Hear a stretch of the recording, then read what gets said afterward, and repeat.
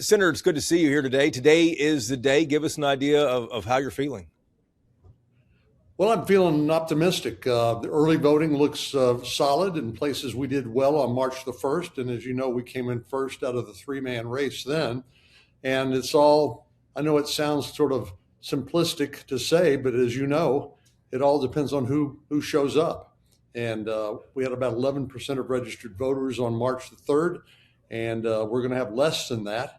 But we're doing everything we know how to encourage people to get out and do their civic duty. And I'm hopeful and optimistic.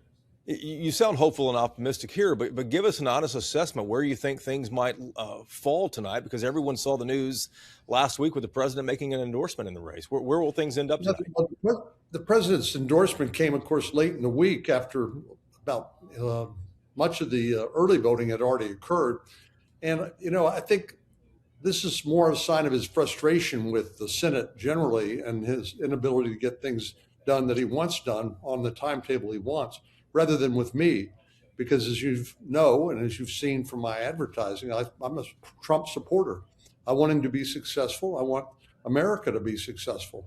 And so it's not like a situation in Kentucky or in Louisiana. So he called me a good man and a friend. So it's not because I've been opposing the president. You mentioned, and we've been watching this early vote turnout. The early vote turnout was strong in areas that you carried back on March 3rd. What kind of turnout and in what parts of the state are you going to be watching tonight? What's the threshold you have to get across? Well, we typically do well in some of the larger counties, and of course the smaller counties, particularly in East Texas. That was a challenge for us in the primary and a stronghold for Paxton. Again, there was a lot more for people to vote on March 3rd than there is now. We've got the AG race, the Railroad Commission race, and the Senate race, and it just remains to be seen who votes. But we've done everything we can to make the point that you should. Why in the world would you delegate your vote, and your voice to the small fraction of the people who actually show up? And so, just encouraging more people to participate in the process. Where I am encouraged by the fact that out of the 75% or so of registered voters who didn't vote in the primary, it looks like we're getting a pretty good bump out of those people showing up in the runoff, which of course they're entitled to do. So every vote counts. Yeah. But as far as specific thresholds, I mean, you've done well in the metro areas over the, for early voting. But is there a threshold that you're watching that you got to get across that you'd feel comfortable about tonight, at 7:05 once the early vote is released? Yeah, I won't feel comfortable, Jason, until the race is called. So we're continuing to work all day today and continue the message to encourage people to turn out to vote, because at this point, that's just about the only thing that matters. Senator, you spent tens of millions of dollars talking about Ken Paxton's past, the impeachment, his divorce, et cetera. We've all seen the ads, but the race is still so very competitive here. Why do you think that is? Well, I think Ken Paxton, it feels like all of the scandals that he's been associated with all the years don't really matter to the voters in Texas. And in other words, he's saying that character does not matter. I'm betting it does matter. And I can guarantee that were he the nominee against Tallarico, who raised $27 million in just the first quarter of this year, there will be a veritable tsunami of out-of-state money coming into this race. And he'll be litigating the case, were he the nominee, before a whole different electorate. A lot of independents, of course, and Democrats who will get to participate in the process and who may not have been paying all that much attention to the Republican primary. And I think he'll be spending a lot of his time trying to defend himself against those obvious, predictable attacks. And he won't have as much time and resources to take Tallarico to task for his record, which is totally out of step with Texas voters. Still, I mean, you've spent tens of millions of dollars on these ads, these powerful ads, talking about your opponent, but they haven't necessarily seemed to have stuck with everybody. Well, I mean, part of the reason we spent as much money as we've had to is because Wesley Hunt, who got 18% of the vote in the primary, required us to do that. And we wouldn't have had to spend nearly as much if it had just been me and Paxton. And I think if it had just been me and the Attorney General, I would have won without a runoff on March the 3rd. But now this has extended the election into the runoff, and we are doing what we need to do in order to make the case. And I'm all about winning. I just want to make sure that Republicans statewide continue to win, and that when I win, I can continue to help the president with his agenda, because Democrats are chomping at the bit. You mentioned a moment ago, but if you can hit on it again here too. Well, let me ask it like this. Did any part of you feel like the president's endorsement of your opponent was a betrayal to you? You talk about voting with him 99% of the time. I mean, was that a betrayal at all to you?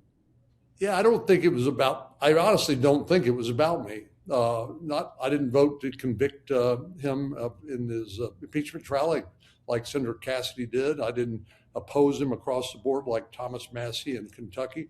So I think it was really because he was frustrated with his inability to get some things done in the Senate on the timetable that he wanted. And so I understand that. And but we are, we're pretty independent here in Texas, and only Texans get to vote. And so that's what I'm depending on, is the people who know me and who trust me. I think people who know Ken Paxton know that you can't trust Ken Paxton. So that, I think that is ultimately going to be the difference. Senator, a couple last questions here, just for clarity, because I've seen you answer this question in the past, but I don't quite understand the answer. If Ken Paxton succeeds tonight, will you endorse him in November? I've said I'll support the ticket. And what does that mean? Well, it means I've worked for decades to elect Republicans to make Texas a solid red state. And I think Paxton's nomination puts all that at risk. But, elections are tough, but they're family fights, these primaries. And then we will come together to oppose the Democrats, because the last thing in the world I want is for somebody like a James Tallarico to win, and for President Trump to lose the majority in the House and potentially even in the Senate. And you mentioned the issues with the president kind of upset at the Senate right now. We've all seen the headlines, the president wanting to spend millions of dollars on the ballroom, on the reflecting pool there. At a time of massive deficits and inflation, are these the right priorities? Well, I think, security is certainly an important issue. And I think the president's made the case that, after there's been 3 or 4 assassination attempts on the president, and that we need a more secure facility rather than the Hilton Hotel in downtown Washington, D.C. So I certainly support that. But there are other issues that, there needed more discussion, apparently, in order to get the majority or 51 senators to support the entire package. I think they made a mistake in talking about the ballroom when they should have been talking about the security measures that the Secret Service needed. Obviously, the president said the ballroom is going to be financed through individual donations, not tax dollars. And but the security measures are significant and important. And that discussion obviously continues until we end up voting to see if we can get the 51 we need on board. And Senator, we've seen a number of your colleagues speak out on the $1.776 billion fund for people that the president says were victims of DOJ weaponization under President Biden. Is this something you'd support? Well, I certainly believe people who've been unfairly oppressed and sued and harassed by the federal government getting compensation. But I think that's better done on a case-by-case basis rather than in a fund that we don't yet know how that fund would be administered or what the standards would be. But I certainly believe that people who've been unfairly harassed by the federal government should get recourse again. But I think that's better done on a case-by-case basis. And then, Senator, final question here. You have a heck of a resume in Texas politics. Your final pitch to voters today. Yeah, of course, I've had the honor of representing Texas in a lot of different capacities in the judiciary, as Attorney General, and now in the U.S. Senate. I love my job, and I love our state, and I believe it's what we've accomplished here is the envy of the nation. As Phil Gramm liked to say, the greatest state, the greatest nation the world has ever known. But that's at risk in this election, and I want to make sure that I'm there contributing my part as long as I can to the success of our state and our country, and supporting the president during the remainder of his term. Senator, good luck to you. Thanks, Jason.